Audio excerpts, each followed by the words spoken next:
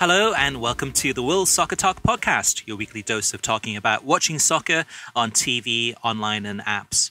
Coming up on episode 64, we discuss the latest news from Telemundo and Fox Sports regarding their World Cup coverage plans, news about MLS TV ratings from the first week of the new season, as well as changes happening in Serie A and much, much more. Plus, we have letters from you, the listeners, in our mailbag section. My name is Christopher Harris, aka The Gaffer, and I'm joined today by Kartik Krishnaiyer. Now, for those listeners who haven't had a chance to listen to this show before, this is the only soccer media podcast out there. So we do everything from looking at the games we watched this past week, making some comments about the commentary, the production, etc., to also discussing some of the news that's going to impact your viewing experiences, either on television, online, or apps this season or in coming season, and some of our analysis and thoughts and opinions about TV ratings, etc. So let's go ahead and kick things off, and let's see what you've been watching this past week, Kartik. Yeah, obviously we had a rare Thursday game in the Premier League with Arsenal playing Man City, a makeup match. Ironically, they were playing the same weekend as the final, which they ended up playing each other in the League Cup. This happened with Man City 2 years ago, actually, when they played Liverpool in the final of the League Cup and then played them midweek in a makeup match. So irony again there. Without Kartik, though, I must say it was great to have Carl Martino back. And that's what I was about to say. I think you want to move on to the next day. Okay, go ahead. Yeah, Karl Martino returned. It was great to have him back after the USSF election. Obviously, some of us see him in a whole new light now. He offered some very progressive ideas for the sport in the United States, but then back to talking about the Premier League. There were people who were complaining to me on Twitter that he didn't talk about his failed candidacy for U.S. soccer. It's a different audience, folks. So there was no need to belabor that. That's over. That's done. We've moved on. So it was great to have him back. Not a good game for Arsenal. I think other than Aaron Ramsey, who I thought had a very, very good game for the Gooners, they just seemed switched off for much of that match. City was going through the motions for much of the match as well. Yeah, this one, Kartik, I have to just applaud Karl Martino for being out for so long and coming back, and first game in, just giving him some really crystal clear analysis from the get-go. And I've missed him. I think NBC Sports have missed him. And he really, to me, he's better than the two Robbies. The two Robbies are great too. He is the best analyst. So even though he didn't win the election, I'm glad to see him back. So a huge plus for NBC Sports and for soccer in the United States. Well, of course, as he said, he'd been out for 10 weeks, and the issue was the same when he got back 10 weeks later, which was the Wenger issue. Could have been the same as 5 years ago. Really, the predecessor podcast of this, I remember Richard Farley and I having these same conversations about Wenger in the 2010-2011 season, in the early months of 2011, February, March of 2011, and getting all this hate mail from or hate tweets and emails from Gooners fans who probably now are the ones holding up the Wenger out signs or not going to matches or watching matches anymore, ironically enough. So it's actually longer than 5 years. That was 7 years ago. So anyway, watch that. That night was the USA-Germany game where there were brutal conditions. And the USA goal came, this was in the SheBelieves Cup in Columbus. The USA goal became largely, I think, because of weather and wind, and the U.S. being able to take advantage of having the wind at their back in the first half. Germany unable to take advantage of that in the second half. Germany had a brutal SheBelieves anyway. Didn't do very well in the competition. The next day, Gladbach and Bremen, Aaron Johansson scored a couple goals for Bremen in the comeback. And, of course, he was playing out wide. A lot of people may not have realized that and may have thought he was just playing up top. And I saw all kinds of comparisons between him and Josie Altidore. Over the weekend, a lot of soccer. Burnley-Everton. I had the TV on, but the match, quite frankly, wasn't of a high quality.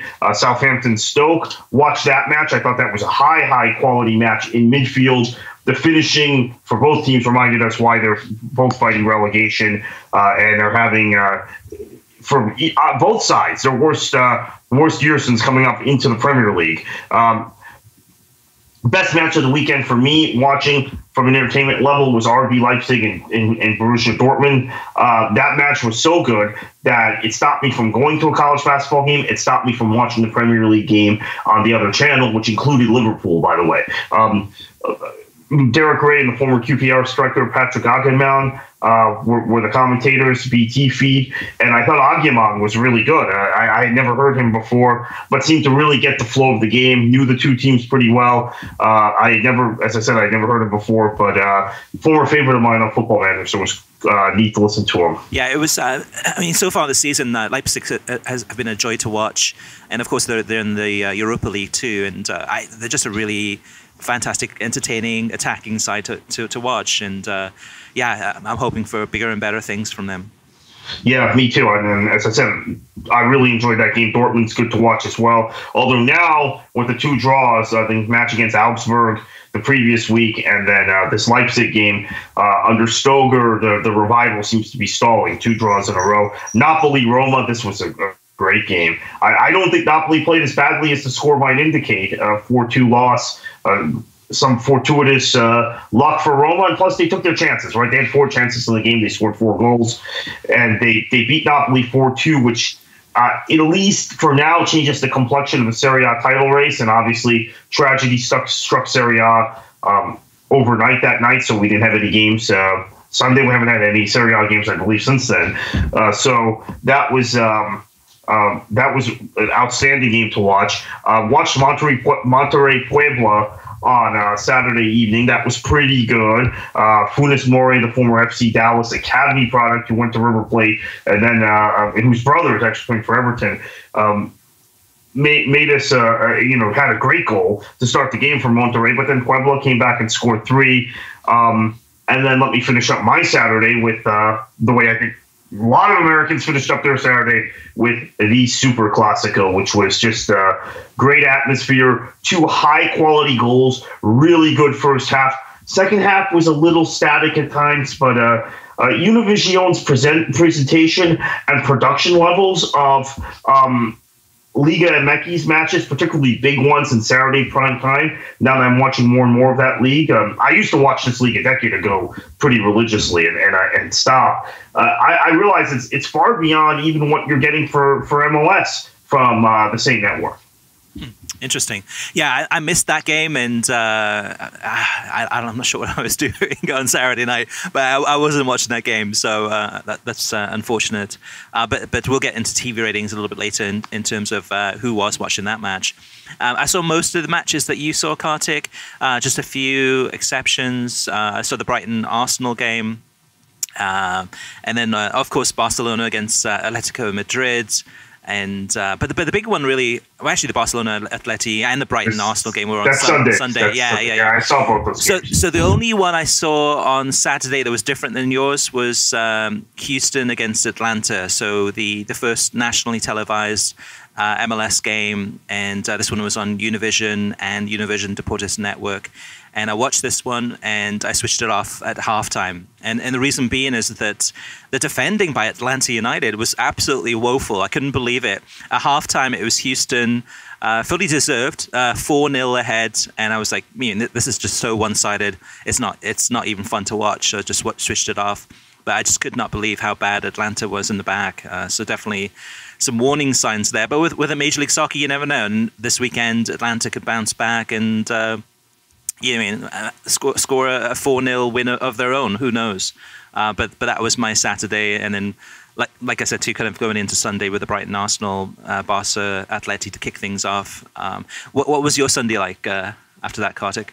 Yeah, Brighton Arsenal, Barcelona Atleti, and I have to say on Barcelona Atleti, love Ray Hudson, love Phil Shea, known those guys for years locally, but they try to be objective during a Barcelona game, or I shouldn't say this about Phil Shea, it's not him, it's Ray Hudson. Try to be objective, but then there's just a presumption of, like on the offside calls. There were 3 or 4 really controversial offside calls against Atleti, the last 2 against Diego Costa, one which I think almost certainly would have led to a goal, the second that chalked off a goal. And there's a presumption of presumptions of guilt by a Barcelona opponent is how I would describe it. In the way those matches are called. And look, I mean, I understand that Letty's not everybody's cup of tea, and I go to Twitter during these Letty matches, whether they're playing Real Madrid or Barcelona, normally Barcelona, over the course of the last, since Simeone really got that team playing well in the 12-13 season. So now 5-6 seasons, and there's just this constant drumbeat about how negative they are, how their players are too rough, which, by the way, I don't think they were in this match. If anything, this was kind of an unathletic performance for much of the match. But I don't know what people expect from Simeone. They just want Atleti to throw up their hands every time they play Barcelona and say, "Hey, we want you to give us a footballing clinic. We're not going to play." Yeah, I think that's what some people want. I'm tired of it. I mean, I've been tired of it for years. I think I complain about this every time these two teams play. Well, the big question is, and this is for whether it's TV broadcasters or soccer fans, is that if a team is playing defensively or negatively, or in the perception of the viewer, to try to get a victory, is that hurting the game? Is that should that be allowed? Which Kartik, and I know, is that you do whatever you can to win the game. So sometimes when you're playing against a much better opposition, you have to play accordingly. So you're not going to play your normal game against a normal team. You're going to play different. Atleti's style is absolutely different. A lot more defensively, even at home. But and from time to time, they have, whether it's Griezmann or other players, they have shined. This season's been particularly difficult for Atleti. They're doing well in the league, but they're not a very pretty team to watch. Not as much as last season or the season before. But this is a good segue, though, Kartik, into the Manchester City-Chelsea game, right? Because, what are your thoughts on this one in terms of the way that Chelsea set up? Yeah, it was awful to watch. It was a terrible match. I don't have anything really terrible to say about Conte's setup. You don't want to just let Manchester City play you off the pitch, particularly at the Etihad in Manchester. But what I do object to, and I guess this isn't for us as viewers, this is for the Chelsea supporters. Why did it take him so long to bring Giroud on, and why did it take him so long to bring Morata on? It was almost as if. And you know what? I kind of get this because I've done it in Football Manager, and I've done it. I've done it in games where I've been emotionally involved, working for a team here in the States, where if it's 1-0 and you're playing a superior team and you're getting battered possession-wise, you're almost thinking, okay, if I put a striker on and pull off a midfielder and open up the match, it's going to be 2 or 3-0 quickly. Let's hold on to that until the 80th minute, and then take whatever chances we get. Well, Chelsea got one really good chance in stoppage time. But you wonder if he had brought Giroud and or Morata on in, let's say, minute 60 instead of minute 79 and minute 89, how that might have been impacted. Because, look, there's a lot of fragility. Take the matches against Arsenal out of it, because Arsenal is in some sort of psychological tailspin. I don't know if players have quit on Wenger, people are wanting to get him sacked, whatever. Manchester City has looked very vulnerable against other opposition in the last month. Against almost everybody else they've played, they've looked vulnerable at times. But Chelsea didn't test that. Right. Wigan, now Basel. They looked vulnerable in the first leg against Basel. Don't be fooled by that scoreline. Basel probably should have scored first, and Ty's completely different. So, Chelsea didn't take any risk. And again, I don't know if this is related to a specific match tactic or if it's related to the situation at that club, right, which I think is overwhelming everything that Conte does. Well, that's the thing, though, too. I think this is two things came out of this match for me. Is one, it was almost the message from Conte to the to Abramovich and to the upper execs at Chelsea to send a message to say, I'm putting up pretty much a full strength squad, and for the most part, and this is the best that we can do. We can't play Man City head to head. Kind of the message being sent. I need more players. I should have had more funds in the transfer windows. Yeah. But the second thing, though, too, of kind of the pragmatism, the style of play. You look at the end of the day, you look at the score sheet and you go, okay, 1-0, 1-0. That's not a bad result against Manchester City. and it could have easily been 1-1. And if it was 1-1, everyone would have Chelsea would have walked away from that thinking, okay, job done really to get some points away from City. But we have to remember the two, Kartik, is that Conte and all these football managers and all these football clubs are getting paid not to entertain; they're getting paid to get results. And he almost got a result, even though it was absolutely the dullest of the dullest games you could probably all season long. It was horrible to watch. He almost achieved it. Yeah, so I guess give credit to Conte for that, because tactically Conte has a pretty good handle on the opposition, and his attack, his style did somewhat stifle Manchester City, but it was different than a Mourinho team, because I think Mourinho's teams, while they're negative and they sit deep against the better opposition, they'll also throw in a tackle or two and try and get into the opposition's head, right? They'll try and play some sort of mind game. You didn't even see that from Chelsea, right? They were just dropping back and letting Manchester City play, but knowing Manchester City's not great in the final third, actually, in some matches against better sides. So they were able to, and I think that might change as Jesus gets back more integrated. And for all the goals Aguero scores, there are limitations his inclusion puts on the movement of other players. I don't want to get into a debate about Aguero. I know a lot of Manchester City supporters get angry when I bring this topic up, because I've never been his biggest fan. But I respect the heck out of the guy. But, I think Jesus is better for the way Pep wants to play. But they had the ability to kind of soak up that pressure, because Manchester City was making one extra pass or a guy was out of position, oftentimes because Aguero would be drifting all over the place. So that was the way that ended. Then watched Toluca and Pachuca, which was a good match. But the thing about Liga MX matches that are mid-afternoon, much like the MLS matches that are mid-afternoon, also on Univision, there's no atmosphere. It seems too hot. Real letdown in terms of atmosphere after the Super Classico the night before. I missed the first two MLS broadcasts, national broadcasts of Sunday. I'm a member of a supporter-owned club here in the Fort Lauderdale area, Mercy FC, and they were playing their last regular season match in the league that they play in. So went out to that, and we finished the regular season with one win, 3 or 4 draws. I'm losing track, but we'll be in a postseason game in 2 weeks. Came back, watched LA Galaxy Portland. I thought that the Galaxy looked really good in midfield.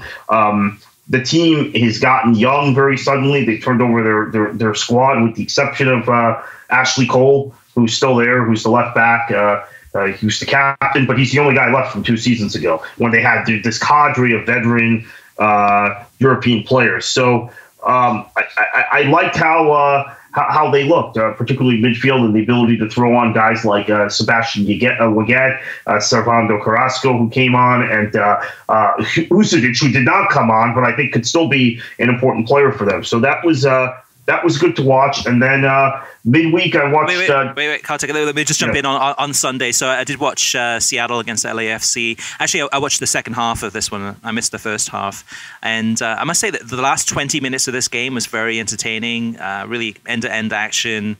And it's like whenever Seattle plays at home in Major League Soccer, it just seems that they can't score. Even they have so many chances, they just can't put the ball in the back of the net. So it's very frustrating. But a good game to watch and a huge victory for LAFC in their first game. I enjoyed it. But there was an incident in the game, and I'm like, actually, Kartik, let me ask you this one, because you've spoken to Howard Webb in the past. But there was an incident in this game where Carlos Vela was heading towards the goal, and right on the edge of the penalty area, got fouled. Really, really blatant foul. The referee didn't call it, and instead the ball, I think, trickled out for a goal kick, and the play continued. But to me, why wouldn't VAR be used in an instance like this, where there's a clear and obvious foul and a clear and obvious mistake by the referee? The referee didn't go to VAR in this instance, even though he could have, I would believe. It would just seem very bizarre for such a blatant foul it could have been a penalty or a free kick on the edge of the area. I mean, that's debatable, but there was nothing called. Why would that not be called in a game like this in Major League Soccer when they have VAR? Yeah, so Howard Webb, they'll score every official on this. It'll be interesting. It would be interesting to ask him if he does a media appearance of some sort, why it wasn't used in that instance. Now, the thing that he stressed to me last season when I sat down with him, now he's the head of all officials in not North America, in the United States, but he was at the time working specifically on the implementation of VAR. He had said that it's at the referee's discretion if they don't get buzzed. So in this case, the referee probably didn't get buzzed. And then once the next sequence, as he called it, begins, which would be that goal kick, you can't go back and look at it. Now, that's different than the way they view it in Germany and in Italy. And in Germany, I think that would have been reviewed in Germany. Now, my complaint about the Bundesliga has been that they review everything, and it seems to have slowed down the matches, but they haven't, with a few exceptions, they haven't gotten it wrong. Whereas in MLS, what happens is there are a lot of calls that are mistakes that are still standing because of this mandate from Howard Webb, which is to get on with the game because he's conscious of not wanting to break up the flow. I see that, though, Kartik, as a potential issue, because if I'm Seattle, I just hacked down Carlos Vela, knowing that should have been a penalty kick or a free kick at the edge of the area, and I see that the referee doesn't call it. I'm going to try to speed up the play. If it's a goal kick or whatever the next kind of play is, I'm going to speed that up. Yes, and that was in fact discussed. I'm trying to remember now specifically what Howard Webb said to us about that. But that was brought up. That was absolutely positively brought up, Chris, as the first concern, if that's the way you're going to implement it. So, Yeah, you're thinking the same way everybody else was thinking. Yeah, either quick kickoff or quick free kick or quick throw. Quick free kick. Yep. Whatever it may be, just speed it up. Don't delay. Just pretend everything's fine and move on. Okay. Well, so what about the midweek games, Kartik? Which ones did you catch? Yeah, so I watched, obviously, I did not see Manchester United Crystal Palace. I did. Oh my God, what an entertaining game from start to finish. And typical, I feel sorry for Palace. It's just that conceding these late goals, playing their hearts out and actually missing a ton of players through injuries. Zaha especially. They're fighting. They still got a chance to stay up, but from a neutral's perspective, just a really entertaining game from start to finish. And this one, of course, United pull off the late win. Yeah, also Loftus-Cheek, who they had on loan from Chelsea, was a big contributor to Hodgson getting them off the bottom and into, for a little bit, what appeared to be a move toward mid-table. But his injury coupled with Zaha, they actually have a few other injuries too. They did get a couple guys back for this match, but it's going to be a real hard slog for Palace. So Tuesday, saw the Champions League pregame show. They brought Ali Wagner into the studio. She decided she was going to spar with Warren Barton. I like the point she was making, which is, by the way, a point a lot of people are making about Neymar. She's not the only one, although Barton seemed so taken aback and offended. But her feeling was that PSG might play better without him.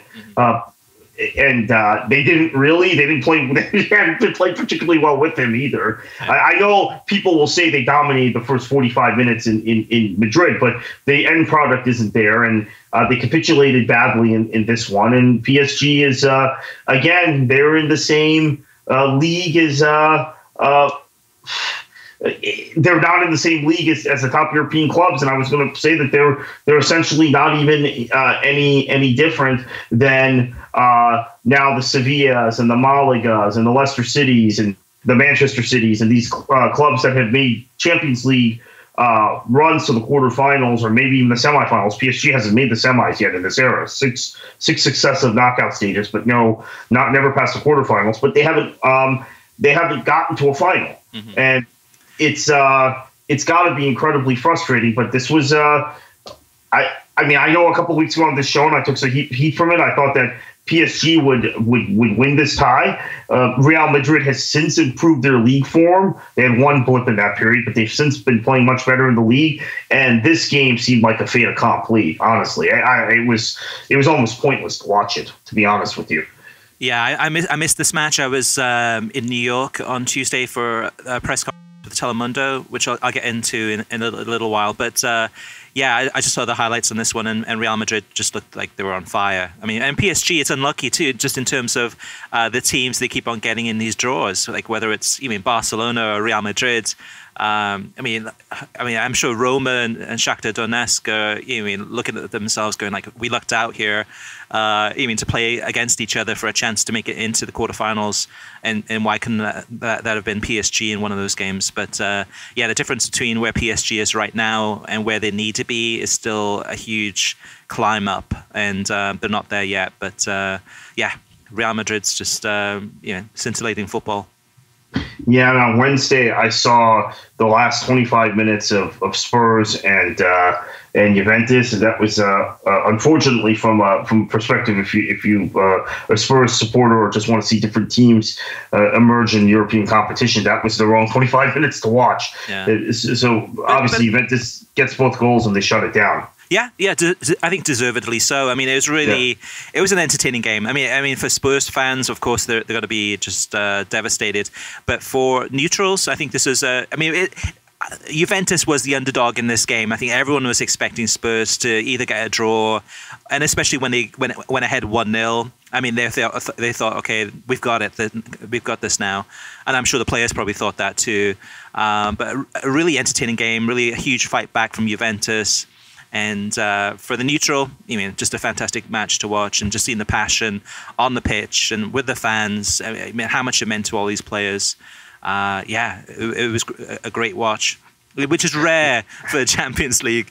Sometimes it's very predictable, but this one was unpredictable, and I enjoyed it. Yeah, and obviously I think Fox would be able to play up either angle. Spurs finally breaking through, or Juventus, the old lady, continuing on. And Alexi Lalas was very good in the studio after the match. And I think he encapsulated the sentiment of a lot of people, Chris. I mean, we've given Pochettino so much praise the last few years, and so much love for the young players on this Spurs side, but they've got to win something eventually. Mm-hmm. And it seems like we're always talking about this in bigger matches with Spurs, and that narrative continued. And that's the way Lawless signed off, or right before Kate Abner signed off, said they got to win something. They got to win a game like this eventually. And he's right. Yeah, and they came close. I mean, I think at the start of the season, I don't think anyone would have expected them to go this deep in the tournament. They played well. They came so close. I think they got nothing to be ashamed of. They really fought for it. It just was, Juventus, with the experience that they had, very clinical too in terms of the chances that Dybala had, and just some of the mistakes in the back from Spurs defensively. Juventus capitalized on that. So yeah, congratulations to them, and it's going to be intriguing to see who they get in the quarterfinal stages. It's going to be fascinating to watch. Yeah, I don't think anyone wants to play Juventus in this competition now. I had thought that last season too, and then they got beat by Real Madrid in the final, a one-off match. But to that point, I thought they had been the best team in Champions League, certainly in the knockout stages. But yeah, so that was my week. I watched a little bit of CONCACAF Champions League between Seattle and Toronto. Oh, let me mention, Seattle and Chivas. Let me mention I had watched on Sunday also the SheBelieves Cup match between the U.S. and France, which wasn't particularly good. Did not watch the U.S.-England game yet. It is on my DVR. We're recording this Thursday morning. That was a Wednesday night match in Orlando. Yeah, I missed the SheBelieves Cup this week. Just too much other stuff going on. But and I should mention, just for our listeners, this match was bumped to ESPN News. I know the England game, there was a lot of unhappiness about that among soccer fans. They had this just was unfortunate. They scheduled this match to run concurrent with a couple of college basketball tournament games, conference tournament games, where ESPN is obligated to show those matches or those games on big ESPN or ESPNU or ESPN2, bumping this to ESPN News, which you cannot get on via ESPN or watch ESPN, the Watch ESPN app, creating even more anger among soccer fans. U.S. Soccer and Soccer United Marketing and those that run SheBelieves Cup, they need to think about the selection of dates and the potential programming windows that they can get next year. Yeah, it was bumped, but Kartik, it was originally scheduled to be on ESPN News, and they announced that last week, and we had it on our TV schedule pages. So there shouldn't have been any last minute surprises. There was. I think everyone assumed that it would be on ESPN or ESPN2 or ESPN3. ESPN3 was really kind of the killer in this one. For streaming, it was on Sling Orange. But you would have had to have had the Sports Extra add-on, which is like I think $5 a month extra on top of that to get ESPN News. So still a hassle, and U.S. Soccer definitely needs to think this through a little bit to make sure there's no overlaps with some of the other things going on. Actually, even if the match had been on Tuesday, they would have been okay. It's the Wednesday or Thursday or Friday of this particular week, every single year, that there's a problem. So even a problem for some of the college basketball conferences, because there's such a volume of things going on that ESPN doesn't have the bandwidth necessarily to air everything on their main network. So even if they'd had this match on a Tuesday, which would have been tough with the Sunday, but they need to think about this for next year, because I think there's renewed interest. And this is going to be unfortunate. This is not unfortunate, but this is going to be something that might shock some Guardian readers. But there's a renewed interest in the England national side among casual football fans because Phil Neville's managing them. So there were a lot of people who wanted to watch this match that I think may not have been able to. Right. Yeah, and the only other match I watched, Kartik, this midweek that you didn't get a chance to watch, and that was just the first half, was Seattle against Chivas in the CONCACAF Champions League. I watched this one. It was a late game. I think it started at 10 p.m. Eastern. I watched the first half. Oh, I just mentioned I watched that game. Sorry. Oh, you did? Okay. But so the Seattle game, the first half was really scrappy. I mean, I just couldn't believe how poor Seattle looked. So this morning, Thursday, when I looked at the score to see that Seattle had won 1-0 in this first leg, I was surprised just by how poor they were in that first half. And I wasn't sure if it was the pitch, the turf, which they should be used to, but just lots of losing the balls. I mean, it was really hard to see anytime more than 2 consecutive passes in a row for Seattle before they would lose the ball or Chivas would intercept. But not a great first half. I didn't listen to the commentary. I had it on mute. But still, the broadcast quality on Go90 was good. No problems with the stream. Just didn't get a chance to watch the second half. Well, in the second half, Seattle looked mouth-watering at times. They created, I would say, really 5 or 6 really good chances, and they've got a second leg lead going down to Guadalajara next week. This was the best ever night for MLS in the CONCACAF Champions League in terms of matching up with Liga and MX sides. Three matches, 3 victories. Toronto beat Tigres 2-1 in Toronto, although Tigres now has an away goal, and Tigres is just such a good side. And then 2-0 win for Red Bulls over Tijuana, which I didn't, the Zolos. I didn't get to watch that match. I did watch the Seattle match, and I thought Seattle was very good in the second half. I would share your observation about the first half. And for those who don't know, and again, it's on our website at World Soccer Talk, these matches, because again, I've gotten tweets and complaints that these matches aren't on Fox anymore. They are on Univision Deportes last night. So you can check it out there, or I believe there's an online streaming option as well. Yeah, Go90 or the Univision. Actually, I think Go90 definitely, UnivisionDeportes.com maybe. I'm not sure on that one, but definitely Go90, which is available for free. Just download the app or go to the Go90 website. All right, Kartik, we have a new sponsor of the World Soccer Talk podcast that I'm excited to share with you, and that's a company called Away Days, which is a small and independent clothing brand based out of Boston. Away Days creates unique, beautifully designed soccer T-shirts.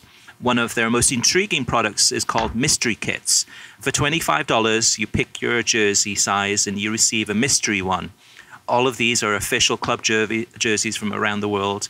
They could be a few years old, but they are all 100% new and authentic. Away days only features unique teams from different countries. So, for example, if you are a Arsenal supporter, you wouldn't want a Spurs jersey, but you probably wouldn't mind a Swedish club's jersey. And some customers have used this to start following teams they have never heard of before, and it helps them learn about how the game is played and more about the country or the club. Wherever it may be in Sweden or around the world. It's a cheap way to get some more jerseys, and it's a way to get jerseys of teams you wouldn't normally be able to get from big websites or stores. And to World Soccer Talk podcast listeners, you get a special 15% discount on the entire store.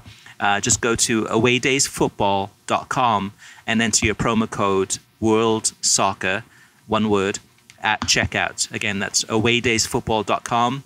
Check them out. Kartik, let's move on to TV streaming news. Yeah, and Telemundo Deportes, as you mentioned earlier, you were in New York for the big event on Tuesday. They revealed this week that Viviana Villa, Argentine commentator, will join its coverage this summer as the first ever female analyst or co-commentator for some of us to call the FIFA Men's World Cup for U.S. television. She'll be one of the analysts that will appear in commentary booths throughout Russia. Previously, she worked for Football Para Todas in Argentina, has been covering soccer for 19 years on radio and television. Telemundo Deportes also announced a star-studded cast of analysts that will be joining their coverage. There were 12 of them in all. We're only going to name a few of them for you here. Tab Ramos, Diego Forlan, Chucho Ramirez, and Nene Cubillas, who lives in our neighborhood in my neck of the world and is a Peruvian legend, the greatest Peruvian player ever, and Fort Lauderdale Strikers legend. I will tell you, I used to play soccer with Nene Cubillas as kids when I was 6 years old. So kind of cool for me. That's right. Definitely a legend from Peru, World Cups past, and Fort Lauderdale Strikers. So, Kartik, meanwhile, on the same day, on Tuesday, that Telemundo made those announcements, Diego Forlan especially, that's a huge name. Fox Sports announced that they have a resident DJ on the set of their World Cup Tonight show, which is going to be with Fernando Fiore. They also revealed their theme song for the World Cup, which is a classical music piece entitled Where Angels Fear to Tread. The other piece of news from Fox Sports this week is that they have a billboard in Times Square. So before my meetings on Tuesday, I had a chance to go to Times Square to check it out and take a picture of that. It looks pretty neat. But overall, though, Kartik, I must say, in terms of how Telemundo really kind of emphasized their coverage and what they're planning on doing, they're really focusing in on authenticity. I can't remember the number of times they mentioned the word authenticity in that press conference. They're really kind of focusing at giving the most authentic, the best World Cup ever. And there with other members of the press, they really give a good presentation in terms of what they're planning on doing. They are planning to announce more names in the near future. They already have a long list of stars that are going to be working to bring this World Cup to you. But yeah, overall, very, very impressed. They've got, and actually one other thing too, from an advertising perspective, they said that this is going to be the most, Telemundo is going to spend the most amount of money ever, whether it's English side or the Spanish side, on advertising and promoting this World Cup than ever before in the United States. So they've got big plans. They've got the World Cup for the next 3 World Cups, just like Fox Sports, and they made a very, very positive impression on Tuesday. Yeah, that's a pretty big deal, because also just to understand the dynamic in Spanish language television in the United States, Univision is the clear market leader. Telemundo has been trying to climb the ranks and be kind of a co-number one. This is an incredible property to do that with, to climb that ladder. So yep. We'll see how they do, but it all sounds very promising. Moving on, LaLiga TV rights in Spain are up for bid for the 2019 to 2022 season, and LaLiga President Javier Tebas has some interesting things to say. He said, there is still a lot of time until the auction. If no one bids, it won't matter. It might actually even be a good thing. You ask why? Why would he say such a something that sounds so outlandish? Because it could accelerate the model already being increasingly adopted by other championships to market the rights themselves, he said, much like MLS does. His goal is to increase domestic rights from 1.1 billion euros to 1.3 billion euros per year. And I should mention, Chris, I can't remember if we talked about this on the podcast last week. There is talk now that the Premier League might do the same thing with those final two packages that they have. They might just buy back the rights themselves. Interesting. Yeah, we talked a little bit last week about how the Premier League was looking at if Amazon did go ahead and acquire those, to watch that closely to see if that's something in the future that the Premier League could have their own subscription model and go direct. But if Amazon is not kind of willing to pay the price they're looking for, that's fascinating if the Premier League does decide to do that in the UK. Again, that's UK only, but still, that'd be a huge, that'd be huge for the UK if they can do that, which makes sense. I mean, it's the way things are heading. It's probably earlier than they anticipated, but and who knows too? It could be that they're dangling that carrot and saying, okay, well, if you guys don't pay whatever the price we're looking for is, we'll go ahead and do it direct, to try to get Amazon to say, okay, well, all right, we'll give you a little bit more, here you go, type of thing. That's what I sensed when I was told this late last week. That's what I sensed might be going on. Yeah, because I don't think the Premier League is ready, though. I mean, they have no experience in this area, one, and two, still illegal streaming is rampant. So by doing that, that's going to lessen the value of their product. If a vast majority or even a large percentage of those people are actually watching those games illegally anyway and circumventing that whole subscription model. So it could be just kind of a warning from the Premier League to try to get Amazon to go ahead and clinch that deal. All right, Serie A is introducing 2 more rounds of matches between Christmas and New Year. Serie A will also schedule 3 rounds of soccer over the Christmas holidays on December the 22nd, 26th, and 30th of 2018. This season, the Italian Football League stayed open over the Christmas period, but with just the one single round of matches. So Serie A definitely pushing hard there. I mean, traditionally, they've always had their winter break. And now you're looking at the Premier League considering their own winter break. The Bundesliga, of course, always having a winter break. But Serie A making a big push here. A big push really to compete against international rights, TV rights, and really kind of looking at, say, the Premier League or other leagues. And an interesting move. I still think that that December 26th, Boxing Day, the timing of that Serie A having matches on that day, that they're looking at the success that the Premier League has had worldwide in having those games and the TV numbers, and Serie A trying to fight back there. Yeah, this is a very very, very interesting development. We'll have to see how it plays out next year, and then how it maybe increases or improves Serie A's television profile, particularly in the States if it stays on beIN, because there's no Spanish matches or no French matches in that period. So moving on, Amazon is partnering with LaLiga for a new documentary series following the success or at least the critical acclaim of Juventus' first team on Netflix, on rival Netflix, and then also Amazon's own original series with Manchester City, which will debut this summer, but has been much talked about. La Liga has gotten in on the action. So I think this is a trend, a very positive trend for football fans throughout the globe, but a trend that we're going to continue to see. Now, I've heard from one of my sources that the Turner Sports streaming service that will be launching later this year is supposed to be absolutely incredible. One of my sources had seen it and was just raving about how good it is. Of course, this hasn't been released yet. There's been no announcement. There's been no name or anything. But the buzz I'm hearing internally, not from Turner Sports, but from elsewhere, has been extremely positive. Now, one of the main features of this streaming sports package subscription service is going to be the Champions League and Europa League games. And approximately, I think, was it, I think in total, was it Kartik? It was about 20% of the games will be on television if you combine both. And then, well, if you combine both, right? If you're just looking at Champions League, it's about half. Right. And the interesting thing though, too, I was looking back, I think yesterday about the Champions League, is that we're in the knockout stages now, right? So we've got 4 games on a week. You mean 2 on a Tuesday and 2 on a Wednesday. And starting next season, Turner Sports, in the knockout stages of the tournament, instead of having the 4 games on television that we're accustomed to having with Fox Sports, only 2 of those would be on television. So you're probably looking at the Tuesday, whatever the biggest game would be, and then the Wednesday, whatever the biggest game would be. And those 2 other games then would be only available through the streaming service that they have.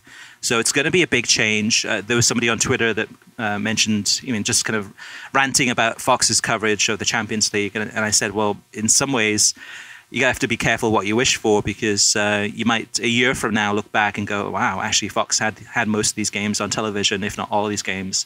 And now we have to pay X amount of dollars for this Turner subscription service.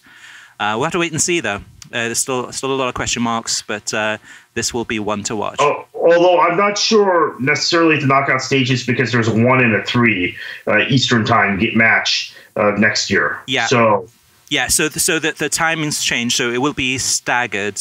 A game at 1 o'clock and 3 o'clock on the Tuesdays, and then 1 at 3 on the Wednesdays. But still, only 2 of those games would be televised on Turner, and then the other 2 would still be on streaming only. So we'll have to wait and see what happens there. But definitely one to watch. All right, Kartik, let's move on to TV ratings and some big numbers this past week. We had the opening weekend of Major League Soccer. We had the Super Clasico between Chivas and America. We had the Barcelona Atleti, really a title decider. Manchester City against Chelsea, and some other big games throughout North America on United States on streaming and television. What for you jumped out as some of the most intriguing numbers that came out this past weekend? Okay, so 456 for ESPN for Seattle, LA is up from 411 last year for their opener. However, given the amount of promotion that was put into it and the droning on by ESPN in some regards, I've even seen it this week during College Basketball Championship Week. Lots of ads for MLS for the game this week, the Atlanta DC United game. But maybe that number wasn't as high as you would expect. Now, for FS1, let's get into that. So in 2015, they had 2 matches opening night like they did, or opening weekend like they did this year. 289 and 268 were the numbers in thousands. 289,000, 268,000. In 2016, it was 267,000. So pretty consistent, not great, but pretty consistent. 375 last year, big jump. This year, 180 for that LA Portland game, 168 for Sporting KC and Kansas City. That is half the number, approximately, or actually less than half, that they had last year. Pretty stunning. Yeah, I posted this on Twitter too, and asked people kind of to explain why, to get their thoughts. And we had a whole ton of different reasons why people had said everything from lack of promotion to pro-rel to MLS sucks to, I didn't know the game was the typical stuff. To me, though, Kartik, I watched maybe the first probably 5 or 10 minutes of the Sporting KC NYCFC pregame. And even before it started, if I close my eyes right now and tried to predict how it would start off, it's so predictable.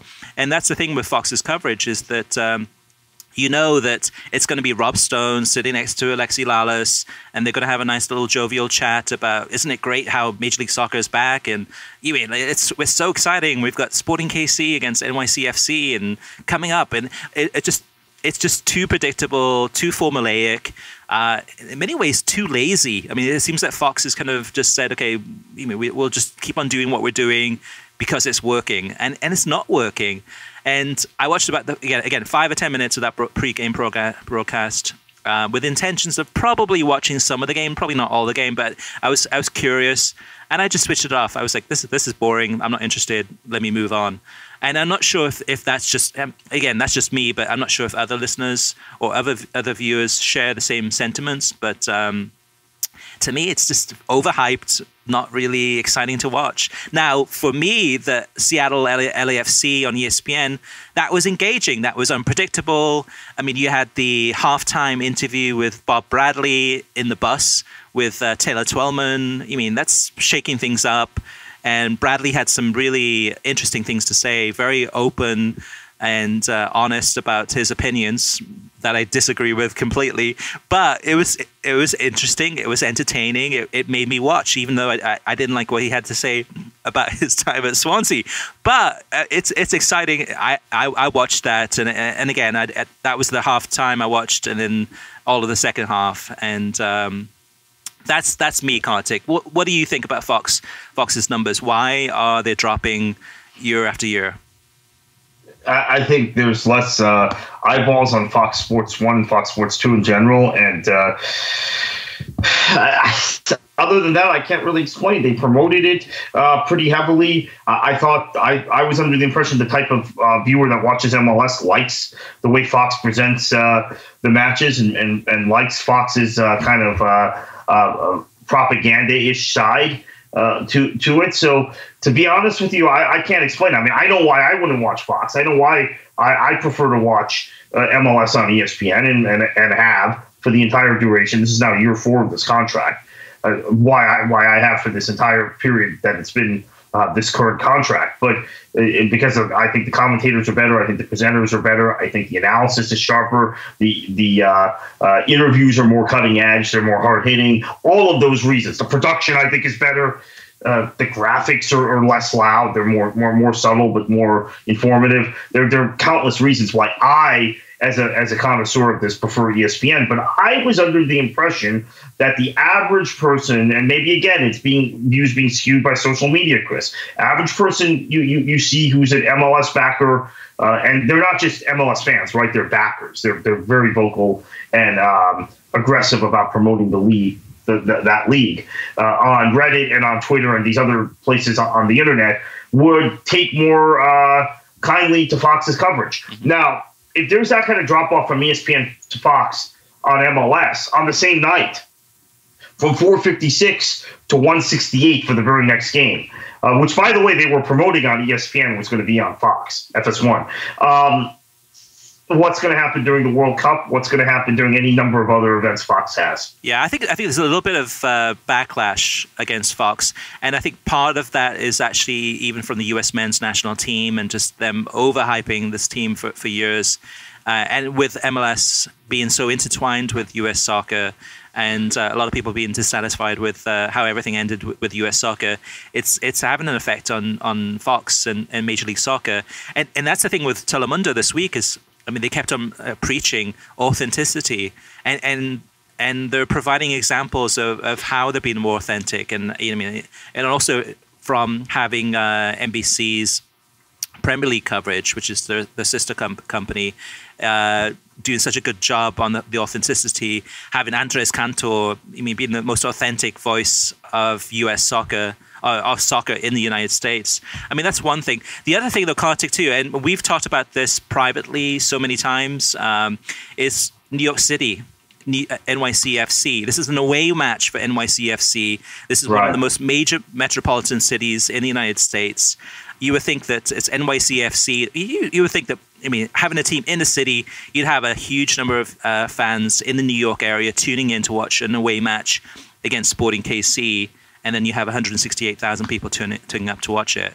That's a huge red flag to me. Yeah.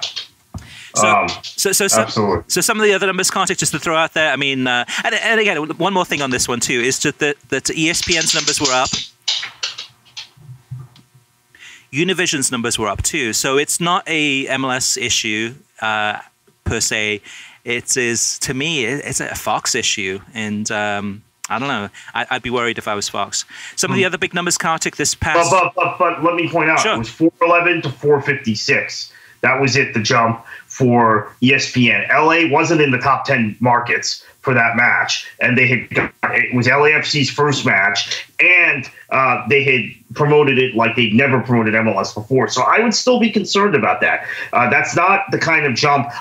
Given the amount of promotion, I thought this maybe it's unrealistic expectations, but given the amount of promotion I saw, I thought this match was going to have 650 to 700. Plus, we keep hearing about how LAFC is a game changer for MLS. It might still be from some sponsorship perspectives and some other perspectives, but from the TV profile standpoint, it wasn't. Although I should say, obviously, we know a lot of LA fans travel. They showed that Delta flight and everybody getting on it, and a full flight full of LAFC fans going to Seattle. But I'm not sure I would be that encouraged by that number either. I'm just being perfectly honest with you.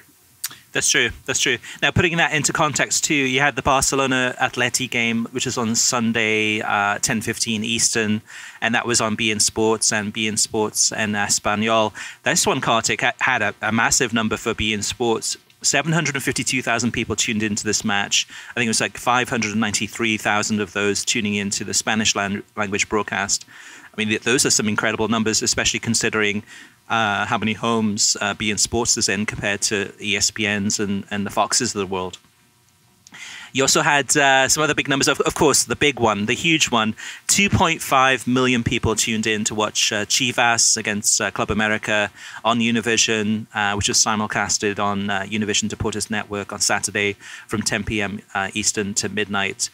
Just a huge number, which actually that number beat the NBA broadcast, I think was on Saturday with Boston for the 18 to 49 audience. So huge numbers there for Liga MX.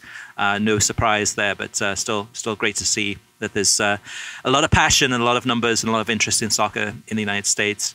Man City against Chelsea, the Abomination, had 785,000 viewers on NBCSN and Telemundo. I think Telemundo had about 200,000 of those viewers. And let me see, any other numbers that jump out? U.S. women's national team against France on ESPN2 in the SheBelieves Cup had 397,000 viewers. Some good numbers there. And anything else, Kartik, that jumped out? Well, that didn't get anywhere near the promotion of the MLS games on ESPN, the SheBelieves Cup match. And that was running concurrent with Chelsea-Man City, which, of course, was a terrible match. And you could theorize some people switch channels, but probably not the case. So, again, national team, and this goes back to my entire point about Soccer United marketing. U.S. women's and men's national team matches are what generate the interest in that bundled television contract. And you're seeing it again with SheBelieves without much promotion, almost matching the number for MLS, which we heard ad nauseum about for 2 weeks. Yeah. And I said it before last week, and I'll say it again. Imagine if any other soccer league in the United States had the amount of promotion that Major League Soccer gets across all these networks. I mean, ESPN, Univision, and Fox, all cross-promoting each other, and had the time slots that these games have on ESPN, the worldwide leader in sports, Fox, and Univision, the over-the-air network. I mean, these are huge opportunities, and these should be slam dunks for Major League Soccer to get some big numbers. Disappointing from the opening weekend. Okay, listener mailbag. We've got a few comments this week. First one up is from Dave Brunk, and he sent in this email. He says, the highly promoted MLS opener between Seattle and LAFC has been a mess. He says, starting on ESPN News, which I had to look up the channel ID, to the sudden cutover in the 10th minute, to the production issues in the pre-game, it makes you think they weren't prepared. And the turf field also looks horrible on television. My son and I went to the Houston-Atlanta game on Saturday. The weather was pleasant, the pitch was perfect, and the home team crushed the opposition. I'm beginning to conclude that Major League Soccer will always be better in person than on TV. What do you think, Kartik? Yeah, first off, I completely agree on the turf, right? Watching Seattle, Portland is I think Portland's turf may be a little better than Seattle's turf, maybe. They're both turf, though, bottom line. And I agree with that. When to be honest with you, I mean, I had a game I went to, as I mentioned earlier, a Himmershey game at the same time, Himmershey FC game, and I came back and I DVR'd the Seattle game, but the turf made me fast forward through the whole thing and just delete it and watch the Galaxy Portland game, which was going on live at that time on FS1 instead. So I agree with that. And then as a Floridian, I got to defend the Atlantic Sun Conference title game with Florida Gulf Coast. They're running over. That's a conference that has smaller programs in the state, and they get one game a year in all sports on a big ESPN network. That's the men's basketball championship. So maybe it's, again, ESPN's fault for scheduling college basketball games, and we talked about this before. It even spilled over into MLS Cup, although MLS Cup, they had tons of pregame, right? So it cut out maybe 10 minutes of the pregame show. But inevitably, this was probably going to happen. But they have ESPN News as a spillover for pregame. You missed a little bit of action on main ESPN, but minutes or 10 minutes or so. So I think it was all good. The production issues I can't speak to, although, look, I think that there are always things in the first match of the season that are hiccups. And ESPN in general does help in Fox at this. The ratings also kind of bear out. All right, Kartik, next up we have Giuseppe Alberto, who sent in this tweet. He says, I listened to the podcast today, and I am one of those people who feels that VAR takes away from the beauty of soccer. It's too slow and not ready to be used in these big games. I also agree it's huge for the sport of soccer in the United States to get the World Cup in 2026. Now, to follow up on that is that FIFA has announced that they will have VAR at the World Cup this summer, which sends kind of shudders down the spines of so many different people. But I think it has to be said that the FA for the League Cup and the FA Cup have done a disservice really to VAR, to the technology, because it's been handled so poorly. That is probably not the par that we're looking for. It's not what we're looking for, but that's not the standard of VAR that we've seen through the Bundesliga and Major League Soccer and other leagues. Yes, there's still growing pains, but yes, it does take away from the beauty of the game. But hopefully FIFA makes the correct decision here, and knowing them, they'll probably pick their own technology, but hopefully they learn from some of these other leagues that have been using it for a year or two. All right, next up is Dan Mayacourt, and he sent in this email. He says, Hi, Chris and Kartik. I am posing this question specifically to Kartik. Could you reconsider comparing everything to college basketball? The latest pod had at least 3 references to the ACC, SEC basketball, mostly around the topic of video review. In my opinion, the comparison doesn't add anything to the discussion, and it feels out of place. I listen to you guys for the soccer takes, not to fall into the common American trope of comparing soccer to other more American sports. I don't always agree with you two, but I always enjoy the pod. Keep up the good work. So, Kartik, any response to that? Yeah, I mean, I agree. I don't like the comparisons to American sports. I, in fact, hate them. But it's the only point of reference I have on replay, because I don't watch the NFL. I don't watch NHL. I don't know. Does NHL even have replay? Maybe they do. Maybe they don't. I don't watch cricket, which has had replay and technology implemented. I do watch tennis, but it's not kind of the same thing. It would be for goal line technology. So I apologize if I've overdone it, but it's the only point of reference I have. I don't watch any other sports other than football. Or soccer, as we call it, sorry. Jack Mahon sent in this email. He says, we know that Sepp Blatter has lots of friends in the African Federation, and many of those countries probably still look favorably on him because of FIFA bringing the cup to South Africa, and by extension the whole continent. Do you think the recent rumbling about Morocco is his way of looking for a way to exact some vengeance upon one of those countries that had some part in bringing him and his private empire down? I mean, I know FIFA doesn't operate in the realm of fair, but it's CONCACAF's turn, right? And Kartik, rather than you answer that one tweet, let me move on to the next one, and maybe you can discuss your responses to both of them at the same time. So the next one is from Anthony Bello, and he sent in this email. He says, Hi guys, I would like to set the record straight on the talk last week on the World Cup 2026 bid. Let's start with this. The North American bid for the World Cup would not have a single stadium built for the World Cup. the bid is using existing NFL, CFL, and Liga MX stadiums. If a city builds a stadium, it wouldn't be for the World Cup. It would be for the NFL, and World Cup matches would happen to be played there. Second, yes, the Olympics are coming to LA in 2028, but overwhelmingly majority of the venues have been built and are up at the moment. LA could host the games tomorrow with lifting a finger. In both cases, the public funding for these events will be minuscule compared to Morocco, which according to the article will cost $1 billion. $1 billion to build 15 stadiums or not having to do anything.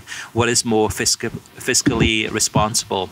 One more comment. Let me get this straight. The world throws a fit when Fox cuts a payment in a contract, but doesn't blink an eyelash when Qatar pays people off, and we have to come in and arrest everybody.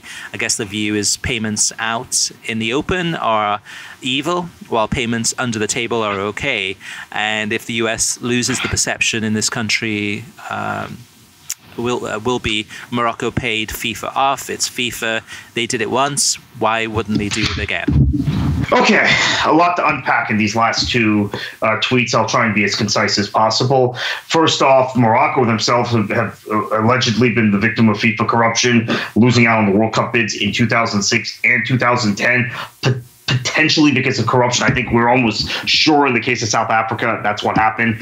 It's a little more murky in the case of Germany in 2006, and that's why Morocco lost that bid. But that's those are I want to throw that out there. Secondly, I am tired. Look, I didn't want to any longer really criticize print media in this country and bloggers and such because we went through a trying time with the USSF election. I respect the job. Everybody does. But we have now once again entered a phase of cheerleading. And it's cheerleading now for this bid rather than for anything tangible on the pitch. You know, cheerleading for MLS squads or cheerleading for the U.S. men's national team, or U.S. women's national team. It has become about this bid and imputing the motivations of anyone who would vote against a U.S.-led bid. Imputing them as being corrupt or somehow bitter or angry, imputing FIFA or any of the confederations who might have an interest, confederations or federations, EXCO members who might have an interest in putting the World Cup in Morocco, a country that was denied the World Cup twice in recent memory by close votes. And as I said, one for certain due to corruption, the other due to alleged corruption. And we're in this realm again where we're saying, okay, everything is perfect with the U.S. If it doesn't come here, FIFA's corrupt. They're a horrible entity. There are reasons beyond corruption and money and political power within FIFA that people might vote for the Morocco bid. Okay, now I'm not saying that there isn't some motivation of potential corruption. There isn't some motivation of political power for someone if you can advance within FIFA or within one of the confederations, or also marginalize Sunil Gulati, who is not a very popular character with some folks over at FIFA and in federations like CONMEBOL and UEFA, etc. We're in this mode again, Chris, where we're cheerleading, we're impugning people's motivations, and we're basically saying if the U.S. doesn't get it, FIFA's corrupt, world football's corrupt, and we would do a great job, we do a perfect job. Why isn't it here? We're entitled to it. I'm tired of it. I really am. Yeah. It's getting, and I want the U.S. to win the World Cup bid. I'm not saying I want it in Morocco. Obviously, for every reason, I think you and I both, Chris, would want it here, but it's getting, I don't know. Maybe it's just a tendency of a lot of our supporters and the media here, where they have to have something to cheerlead for and something to be exceptional about. I think the thing that makes this very complicated is, depending on how you pronounce it, Qatar or Qatar, that bid really makes things difficult. Obviously, there were payments. Obviously, FIFA executives were paid off to get the World Cup to Qatar to play in a desert country it's going to be a complete disaster. That they had to move the tournament from the summer to the winter because of the weather conditions. I'm sure once the tournament, if and when the tournament happens, it'll be okay. But that's the example. That's the bad example of how it's kind of really changes everything. The discussion of any World Cup, whether it's Morocco or North America or others, everyone's going to point back to Qatar and say, okay, well, in that case, you mean there were money being basically bribes really being handed out, so that taints everything and paints everything in a bad light. So it's a difficult conversation to have. It is one of those things that, yeah, you're right in terms of the cheerleader aspect, because I think at the end of the day, I think everyone wants the World Cup in the United States. For the most part, everyone wants the World Cup to be played in North America. It'd be huge for the game here. So yeah, it's with FIFA, who knows?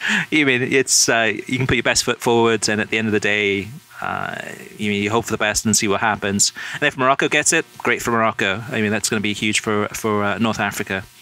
Our final mailbag this week is Addition by Relegation, and he or she sent in this tweet. It says, good example of how VAR is supposed to work in the Cologne-Stuttgart game. The goal was scored, ref went to VAR, and within 20 seconds a decision was made and the match continued. Hopefully the Germans run VAR at the World Cup.